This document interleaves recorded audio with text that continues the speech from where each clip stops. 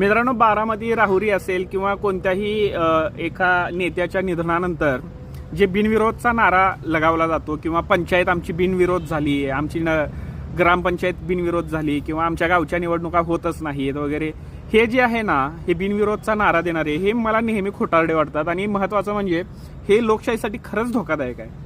कारण मतदारांना त्यांचा निर्णय देण्याचा किंवा त्यांची चॉईस लोकांसमोर मांडण्याचा जो एकमेव पर्याय आहे तो मतदानाचा, तोच हिरावून घेतला जातोय. म्हणजे हे एक प्रकारे मतदारांवर अन्यायच आहे ना, की बाबा माझी चॉईस आहे की हा उमेदवार चांगला आहे, हा उमेदवार योग्य नाही आहे, मी याला निवडून देणार आहे.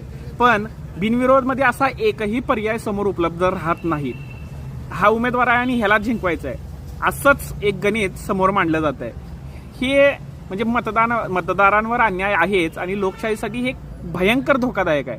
जर अशा निवडणुका होत गेल्या तर ते बिनविरोध निवडून येणारे जे उमेदवार आहेत ते एक प्रकारे सत्तेच्या माजामध्ये गुरमी चढत जाते आणि त्यांना असं वाटतं की इथं माझ्याशिवाय कोणाला पर्यायच नाही, इथं कोणता नेताच नाही किंवा कोण माझ्याशिवाय ह्यांचं भलं करू शकत नाही, असा आविर्भाव त्या उमेदवारामध्ये येऊन जातो.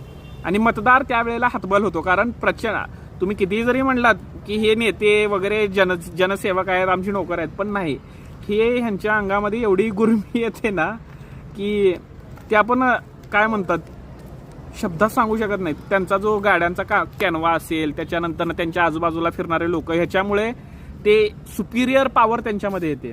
आणि त्यांचे कार्यकर्ते एवढे भयंकर उर्मट असतात असं म्हणूयात. बुद्धी त्यांच्यात नसतेच पहिली गोष्ट. जर बुद्धी राहिली असती तर ते काहीतरी व्यवस्थित काहीतरी दुसरा व्यवसाय वगैरे काहीतरी केले असते. पण नेत्यापेक्षा त्यांच्या कार्यकर्त्यांमध्ये जास्त गुरमी आणि मस्ती असते. ते म्हटलं जात आहे ना की चहापेक्षा केटली गरम आहे, अगदी त्याचप्रमाणे नेत्यापेक्षा कार्यकर्ते गरम असतात किंवा कार्यकर्त्यांमध्ये गरमी जास्त असते.